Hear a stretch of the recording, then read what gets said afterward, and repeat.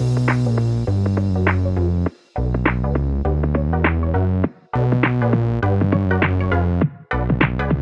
welcome everybody to another episode of Chris and Dave's Reality TV Cast. I'm one of your hosts, Chris, and my co-host and very good friend is Dave. Hey there, Chris, and hello to our listeners out there. Welcome to Chris and Dave's Reality TV Cast. We are covering Love Island UK Season 9, Episode 29. Now, Chris, where would you like to start today? Do we have to? Well, Dave, we start Casa Amor. The guys are in there, and again, you're trying to maneuver who the new guys are talking to the girls. Jessie surprised me, Dave. She's like, well, you know, what goes on in here? It's sort of like, you know, if you see a connection, you sort of go for it. I was a bit shocked by that. But then it was more about initially Tanya and Martin, the Irish lad, Dammy's friend, talking.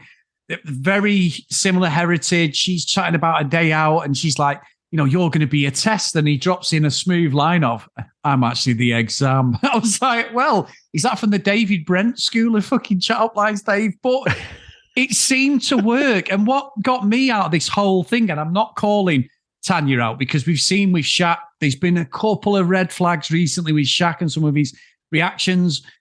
I think you were right, Dave, what you said about this again, is Shaq's gone early on the love, you know, word. And I don't think Tanya was completely bought in because if she was, she'd shut all talk down with this guy. And she's not, and she even said it to the guys, like, you know, we're at a bit of an impasse as a relationship already. So I think that could be the one that surprises us, Dave.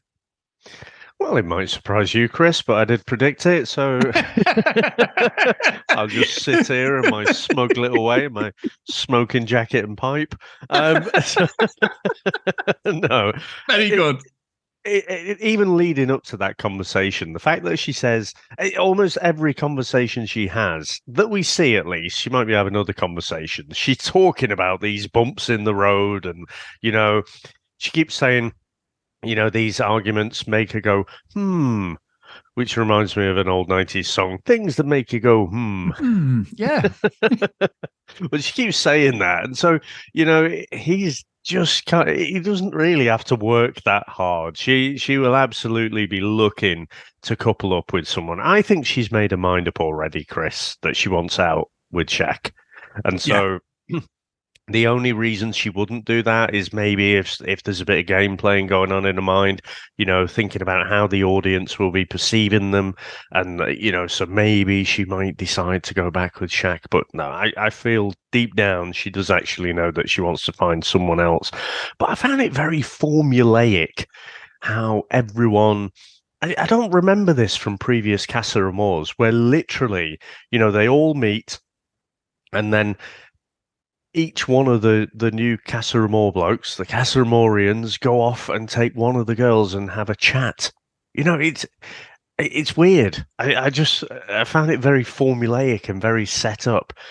Now, I agree with you about Jessie. I was a bit surprised by how keen she was to encourage the other girls to explore their connections. And I thought, well, is that so that if she stays faithful, that maybe, you know, she can look better? Is she doing a Jake, Chris? You know, that's what we were all sort of slagging Jake off for encouraging the boys. Well, actually, Jessie's kind of doing the same. But I must admit, it did make me laugh. And again, prediction that's nailed on, Chris. I said Olivia would go into Casa Amor and say, what is it about me that you like?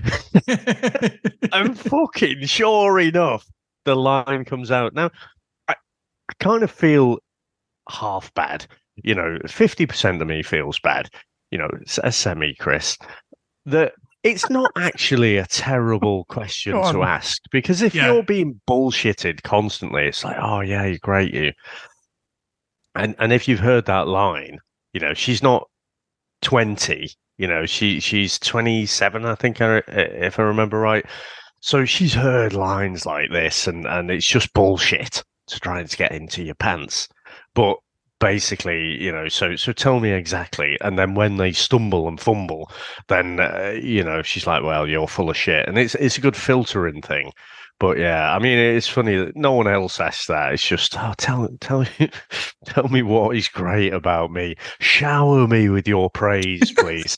It did make me laugh. Well, I must admit, Dave, along them lines was the classic, let's all pretend that we're at a fucking business conference for work. Shaq, can you tell us your name and your age, please? It's like, what? And they all applied. They all fucking went like, my name's Layla and I'm 28 and I'm from South London. And it was just like, this is weird as fuck. I know.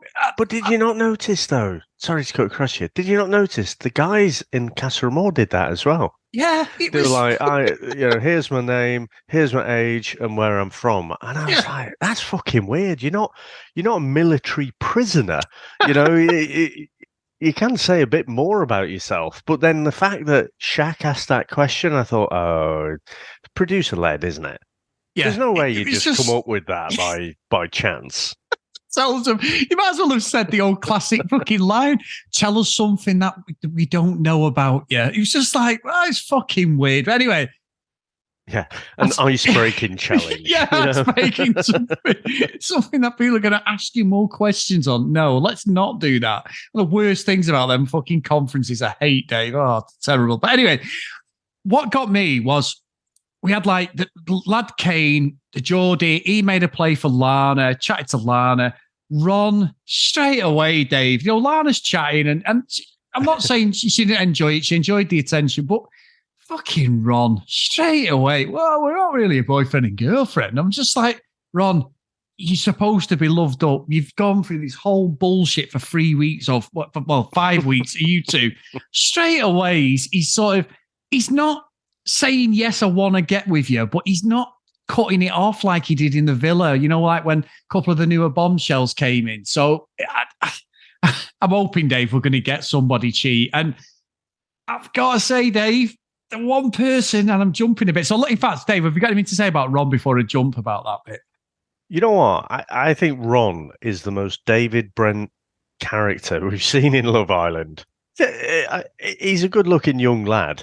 But the lines that he uses, the words that he speaks, when he's saying, tell me about yourself, no, tell me about you. I can just see, traveling the world, exploring yourself.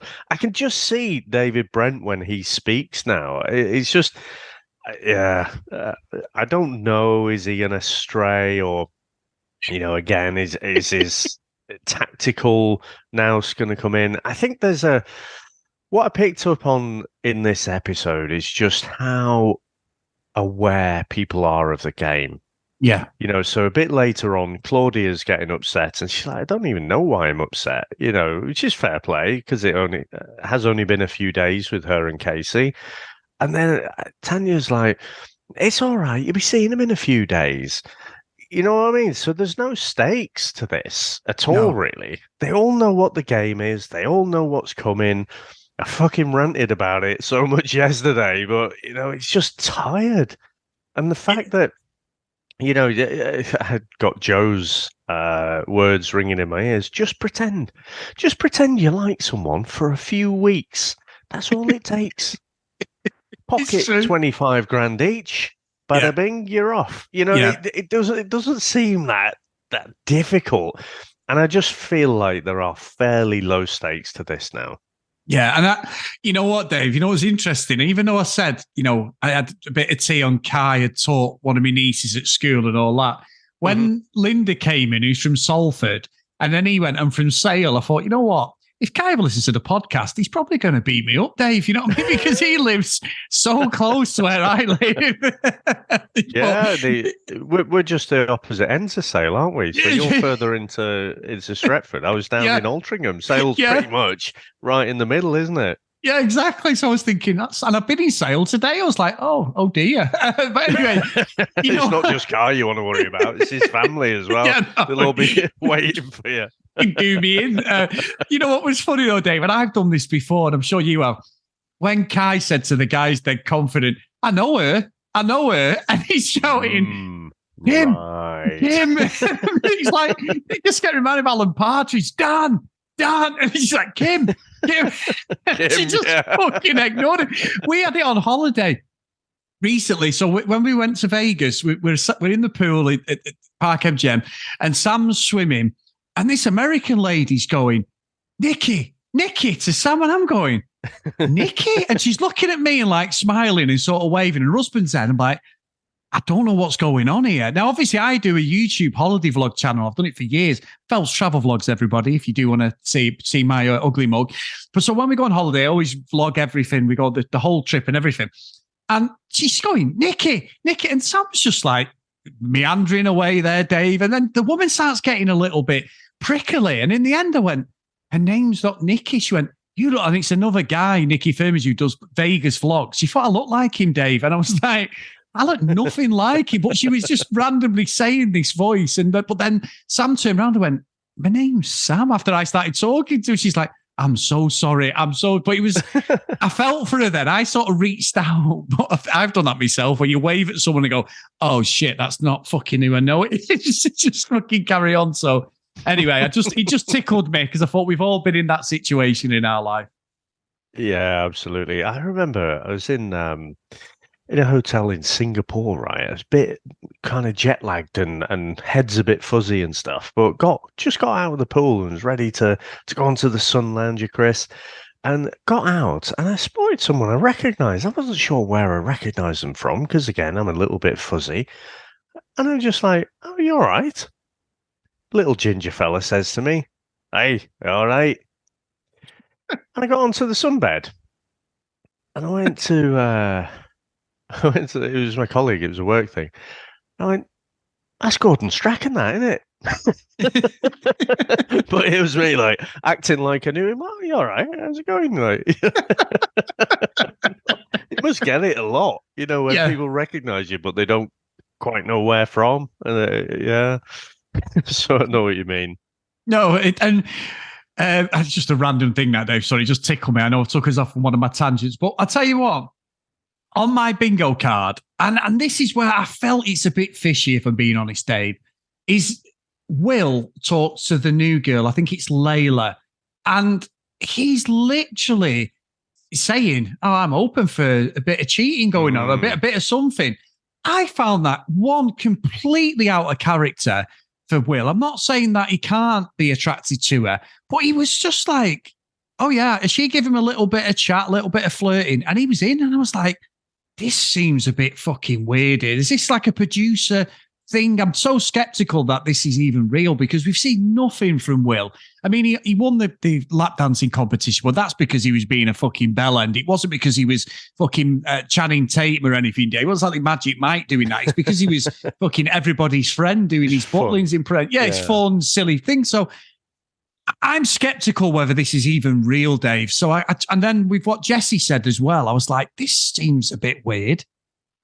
It does. I mean, I don't know what to make of it.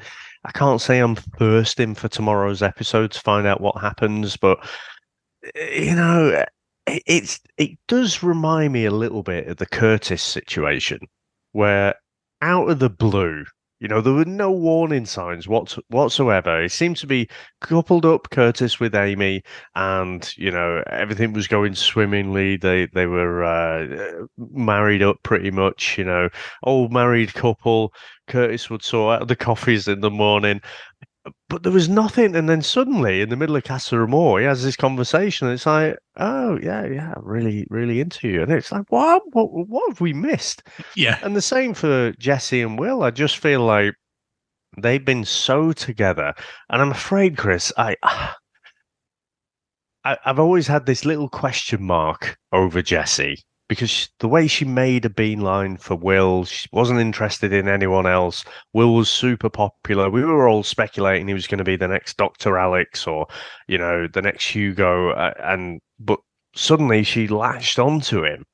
And, when she's talking, she's introducing herself that she's a PT and does some social media. It's like, right, so mostly social media then. And that in Love Island UK, you're going to get a much bigger following. So you just do PT on the side. I just question all of it now. So, is this a ruse, this whole relationship, and from both sides?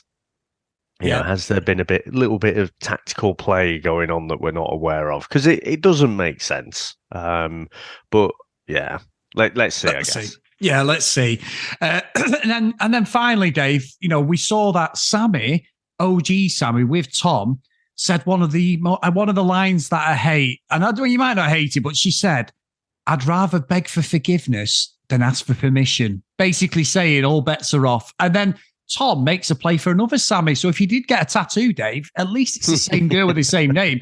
And I actually know a cousin of mine who got his ex's name, Tracy, on his forearm, split up with her and got with another Tracy, Dave. So it actually works out quite well. He didn't have to change his tattoo. That was years ago. I was used to go, "Is that Tracy you got a kiss?" No, it was another Tracy. I'm like, "All right." So did you look for Tracy's around just to make sure you didn't like a dick with your tattoo? But yeah, you did. It's a true story, Dave. And you don't listen to the podcast, thankfully, but there you go. Honestly, if there's anyone out there listening who's of the younger variety, don't fucking get your partner's name tattooed on you. It's just not going to go well. Your kids and stuff. So I've got tattoos of my kids' names and stuff, but I just don't think it's ever a good idea. But yeah, I mean, let's see with Tom. I mean, come on, it wouldn't be a massive surprise, would it, if he explored something else?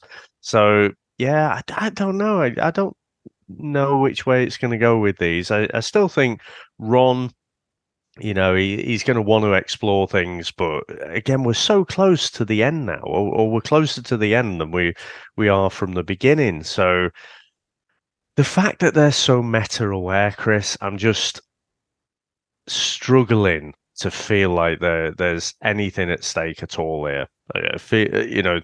Is there any of the relationships that you're going to be like, holy shit? I mean, Jesse and Will, okay, minor surprise, but we've always had a little bit of a suspicion that something's not quite right there. It doesn't quite add up and make sense. So, yeah, let's see. But Casa Amor, it needs to put the fucking foot down on the accelerator. Just give us fucking something. Yeah, I'm with you, Dave. I'm with you. Now, Dave, we've had an email. So this one's from one of our friends, Neri. She's contacted us before. She's sent different things in, but she's slightly behind. So she's put Ray's Reality Radar. Hi, Chris and Dave. It's great to be listening to you again.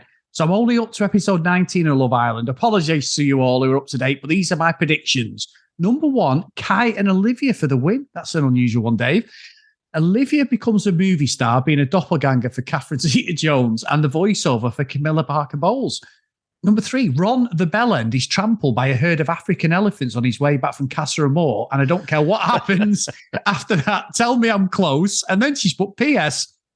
The spectrum of bellends that you referred to in your 13th episode should surely be referred to as the bell curve from here on in. Keep it up. You're welcome, Carragher's near. So the bell curve, Dave, would be interesting. I think that is a great shout, and I think that might have to be our next T-shirt design, Chris. The bell curve, fucking brilliant. We like that. Very good. So, Dave, we have got 2 voicemails. We have one from Joe, our good friend, and we have a new person sending in a message. One of our friends, Jenny, over on Facebook. She's got a YouTube channel, which she promotes there. So if you can get over to her YouTube channel, guys, we have inspired her to do her own channel regarding this sort of Love Island nonsense and reality stuff. So thank you, Jenny, for sending this and taking the time. It's a great message. So we'll start with Joe, and then we'll go into Jenny. I'm sending you this before Monday night's episode, so who knows what will happen tonight. One thing I noticed, this is how boring it is. I'm getting into the episodes and noticing such dull shit. Talking of the timeline and stuff, the lads didn't know that they'd gone. They didn't know the girls were in Casa Amor. They hadn't done the suitcases, yet the girls were running about in Casa Amor, and Tanya was wearing a green dress in Casa Amor that Shaq had ironed for her. That's the sort of shit I'm noticing now, talking about continuity and timeline. I just also wanted to mention Olivia and how I think she'll turn, because she's so obsessed with the fact that she was in the bottom 3 with Kai, and he's admitted that he's always in the bottom 3. So I think alarm bells are going on in Olivia's mind, because, oh my God, she does not want to be with an unpopular man. I think she'll turn because she does not want to be unpopular. And she's got so much lack of self-awareness that she doesn't realise that she's as dull as him. See you later, guys. No, thanks for that, Joe. Spot on there again. Hi, Chris and Dave. It's Jenny calling in about Love Island Winter. I've been reviewing this season for the first time, but I've been watching since season 3. And I think this year, well, it's not been a vintage year. I've had a lot of fun reviewing it, and there was some classic characters. The cast is good. I just think the producers have maybe missed a few tricks and got rid of a few good Islanders. But that being said, it's kept us hooked, hasn't it? I do also have high hopes for summer. I think Maya is bringing some really great energy to the show, and yeah, I'm excited to see what the summer season brings. I've been enjoying After Sun. We saw some juicy stuff on there about what might be going on in Casa at the weekend. So Tanya looks like she's definitely making a move and twisting rather than sticking with Shaq. Who knows what could happen there? She could in the end decide to stick and come back and have the great redemption, or she could do what we've seen couples do 1,000 times, which is twist but then come back and end up back with their original partner anyway. I think it's quite likely. From the first look, I want to get out there that I am suspicious of Jessie. I have been suspicious of Jessie, but from this first look, she's really looking to me like she's doing a Jake. She's in the one of the most secure couples, but then she's giving it all the gas to the girls about while the cat's away and no one's watching us, and do what you want to do and deal with the consequences later. I really think she could be doing some mischief in Casa Amor, and that's whether she turns her head or not. She's definitely stirring the pot, and I love Will, and I think maybe he's starting to see the signs. It's so hard to know with how little we see, but yeah, I am definitely suspicious of Jessie. So I'll be going live tonight, but your show will probably be out after then. Catch me over on my YouTube. I go live sort of sporadically, try and fit it around work, so usually right after the episode of Love Island is aired, I'll be live over on my YouTube, which is, the channel name is Jenny Cope, JENNYCOPE, or at JencoYT. So yeah, thank you for taking my call, guys, and love the pod. Speak to you again soon. Brilliant. Absolutely brilliant. Great messages. So if you want to contact us, guys, cdrealitycast@gmail.com. If you want to follow us on social media, @cdrealitycast. As always, please go to Facebook, Chris and Dave's Reality TV Cast. That'd be really good of you to come and join. We are slowly but surely getting towards 500 friends over there, so thank you. And I've got to say, guys, so far the feedback on this group chat that we've got on Facebook has been brilliant. So if you do see it in your message requests for Facebook, it is there. Again, as Dave said yesterday, it is spoilers in there because people are chatting about the show, but I found that it was good while we were live watching Love Island, and people just come and join, even if you're not watching at the same time as we are in the UK, just come and join the conversation. We have some good fun over there, and it's really good stuff. As always, patreon.com/CD Realitycast if you want to support us a little bit more. So today's roll call of honor is Schmade Music, Emma, Fiona, Cassie, Megan, Kate, Maggie, Kristen, Zoe, Gillian, Michelle, Keith, Helen, Brianna, Noreen, Joanna, Libby, Katie, Dee Dee, Priscilla, Susan, Hennessy, Tracy, Lauren, Lucky Lily Green, and Kate Gustafson. So thank you so much, everybody. Well, thanks very much, Chris. Thanks to everyone for listening, and thanks to all our supporters, and we'll speak to you next time.